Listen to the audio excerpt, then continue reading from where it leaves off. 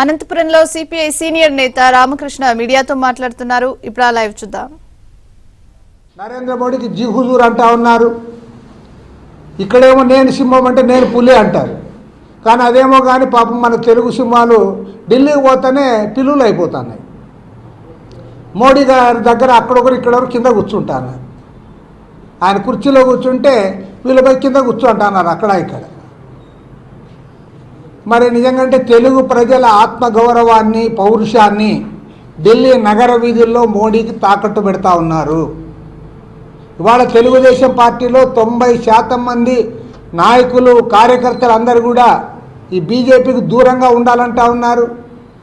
వాళ్ళకి తెలుసు చంద్రబాబు నాయుడిని అరెస్ట్ చేయించిండేది నరేంద్ర మోడీ, అమిత్ షా అనే విషయము తెలుగుదేశం పార్టీలో ఉండే ప్రతి ఒక్కరికి తెలుసు.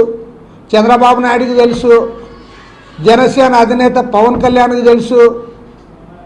పవన్ కళ్యాణ్ కూడా గట్టిగా జుట్టు ఎగిరేసి మాట్లాడతాడు, కానీ దీన్ని మాత్రం మాట్లాడలేకపోతా ఉన్నాడు. మీరు మాట్లాడలేకపోతా ఉన్నారు.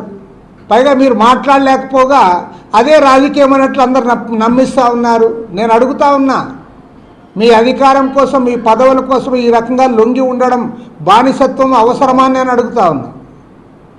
జగన్మోహన్ రెడ్డి అయితే ఇంకా దాసోహం అన్నాడు. ఈ 10 ఏళ్లలో ఏనాడు మాట్లాడింది లేదు, ఆయన మాట్లాడలేడు కూడా.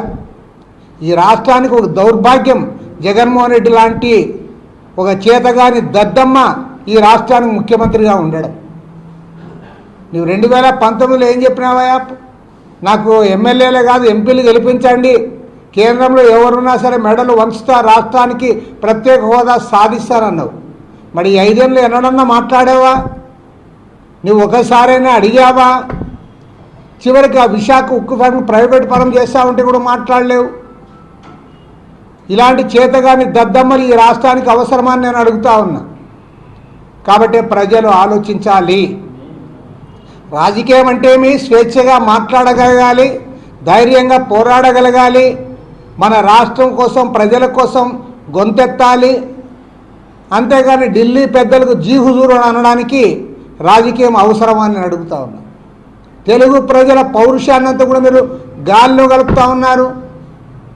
మీ రకంగా అయితే ఎన్టీ రామారావు గారు ఏనాడో అప్పుడు ఇందిరాగాంధీ బలంగా ఉంటే కూడా ఆయన ప్రభుత్వాన్ని పడగొట్టినా కూడా ఆయన పోయి సరెండర్ కాలేదే. అరో పోరాటం జరిగింది, పోరాటం ద్వారా మళ్ళీ తన గవర్నమెంట్ తెచ్చుకున్నాడు. కానీ ఇవాళ ఏమంటే పరిస్థితి, అటు జగన్మోహన్ రెడ్డి, ఇక్కడ చంద్రబాబు నాయుడు. పవన్ కళ్యాణ్ వదిలిపెట్టాడు, పాపం అతనిదేముంది, అతనిది అంత ఇదేం కాదు. అరే మీరు ఒక పెద్ద ప్రాంతీయ పార్టీల నాయకులు మీరు పూర్తిగా సరెండర్ అయిపోతూ ఉన్నారు. తెలుగు